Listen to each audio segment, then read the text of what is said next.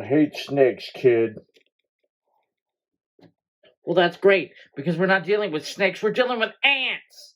This is a 2008 Lego Indiana Jones set. It is set number 7624, The Jungle Duel. This one's based on Kingdom of the Crystal Skull. It was only about $10 when it first came out, but I'm sure it's worth a lot more now. This set only has 90 pieces, but some of those pieces are awesome. So the best thing in here are these little ants. These ants are actually only found in 2 sets. This set and one other Indiana Jones set from the same year, 2008. And so in this set, you get 3 of these little ants. It's so strange to me that they didn't use these for other sets. Thought for sure that you would see these again. But no more ants, just in this set and the one other. So you do have 3 minifigures in this. Of course, you have to have Indiana Jones himself. What would an Indiana set be without Indy?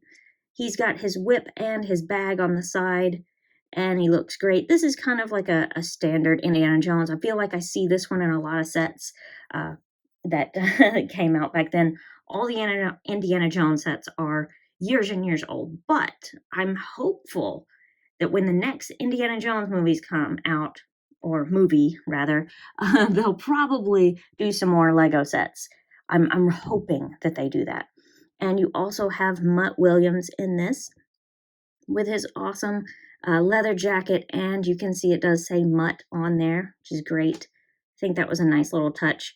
No back printing, no second face, but still cool. And the other minifigure in this was kind of the bad person in the scene. This is Irina Spalko, or at least I think I said that right. So, I mean, I think she's kind of a neat character, and I'm glad that Lego included her. She is pretty important in this particular scene. And would you believe it? The same actress that played her in Indiana Jones is Galadriel in Lord of the Rings. Hard to believe, right? Cate Blanchett is an incredible actress, can play quite a bit of different roles. That's just one example. But anyway, this is a pretty cool little set. Like I said, it's only 90 pieces, so you're not getting a whole lot of stuff, but what you do get is incredibly cool. You do have, like, this is kind of just a random, like, little box of stuff. You have a banana, a chicken leg, a little knife, and some jewels in there. You do have this over on the side, which is just kind of a little holder for some swords. Kind of interesting that that's just kind of sitting over there to the side of this little campsite. Kind of different. But also, speaking of campsite, you do have this awesome tent.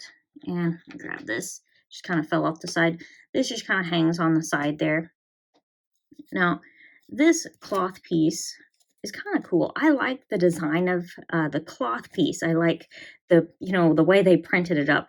As far as the inside of the tent, it really couldn't get much more simplistic on the inside. That is super basic for the inside of it, but they make up for that with like how cool the outside looks. It does look pretty awesome. And in the back, you do have this little piece here that they put just so you can kind of close the tent a little bit better, kind of keep it closed that way. Kind of wish that they had put one of those in the front too, but I guess they just wanted it to always look open. So, I mean, that's cool. Whatever, you know? And you have this little table over here. It's already falling apart. But, so the table is supposed to get broken. It's supposed to get broken. So, they have it designed like this. So you slide this into there, and you can make it look like a full table, or easily break it like that. You have, your map on this side. It looks cool.